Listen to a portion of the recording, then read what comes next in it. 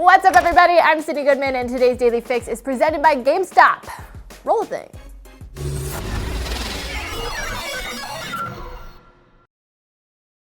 Spider-Man rests in Sony's safe hands, or at least that's what Peter Parker himself, Tom Holland, told GQ this week. Though it's not giving Spidey fans any more hope that the web-slinger will whip his way back to the MCU anytime soon.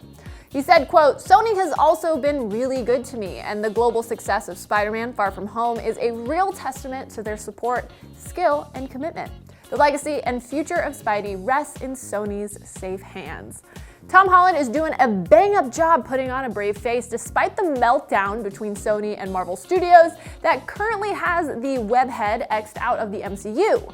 Holland played Spider-Man in not 2, but 5 MCU movies, most recently in Spider-Man Far From Home, which grossed $1 billion this summer, the first time ever for a Spider-Man movie. Seems like that kind of money is at the root of the demise of the Sony-Marvel deal, which is currently deader than every version of Uncle Ben. The next Spider-Man movie comes out. Boba Fett may be the most incompetent bounty hunter ever to don the Mandalorian armor, but that does not mean he is a Mando himself. The focus on those jetpack-wearing bucketheads from the Outer Rim is reaching a fever pitch as the cast and creators of Disney Plus's The Mandalorian continue to do the press rounds ahead of the show's launch.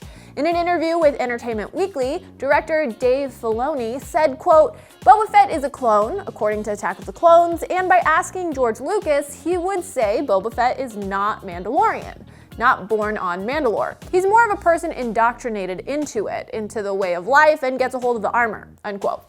You know what? This tracks. Mandalorians are supposed to be legendary fighters. This explains why Boba Fett wasn't.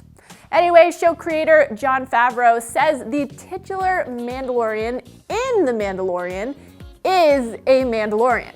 And from what we've seen of him so far, it's safe to say that he will blast his way to greater accomplishments than finding a spaceship in the garbage. The Mandalorian drops the same day as Disney Plus, November 12th. The WNBA is finally making their debut into the NBA2K world, and no, it won't be a select group of players, but instead all 12 teams will be available. I'm talking LA Sparks, Chicago Sky, Dallas Wings, Seattle Storm. All the teams will be available for players to play.